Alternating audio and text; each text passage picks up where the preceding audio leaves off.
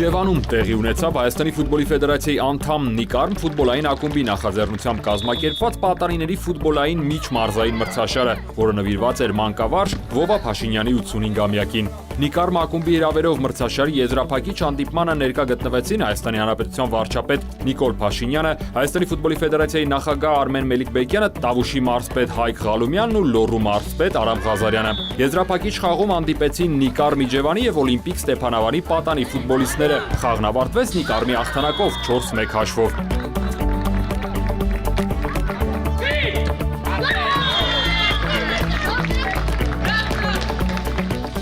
Հանդիպման ավարտից հետո մրցաշարի լավագույն ֆուտբոլիստները ստացան անհատական մրցանակներ, պարգևատրվեցին բոլոր ակումբների պատանի ֆուտբոլիստները, ինչպես նաև եզրափակչի մասնակիցներն ու մրցաշարում հաղթանակ տոնած Նիկարմ ակումբի սաները։